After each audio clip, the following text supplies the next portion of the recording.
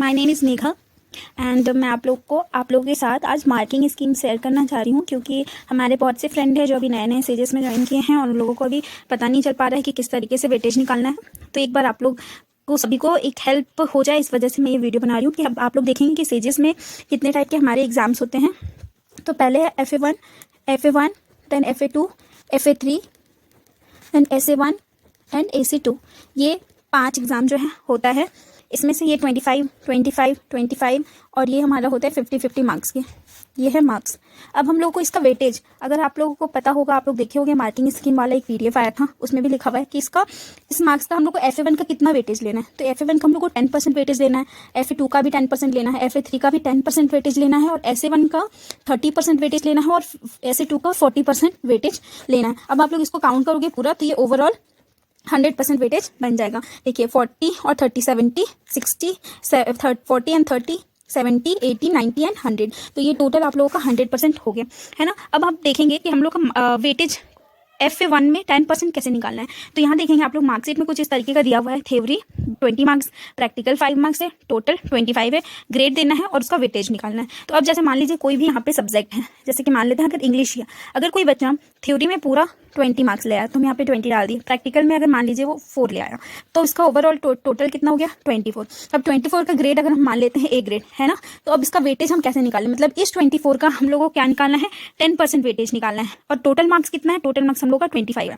तो इसको हम लोग कैसे कैलकुलेट करेंगे वो देखिए।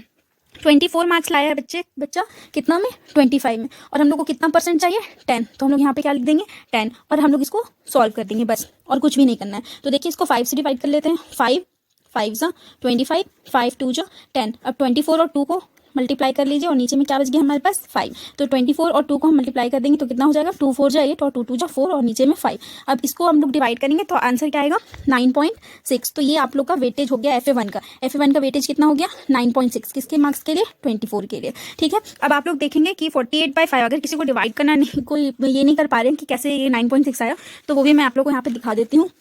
इस तरीके से हम लोग को डिवाइड कर लेना है ना।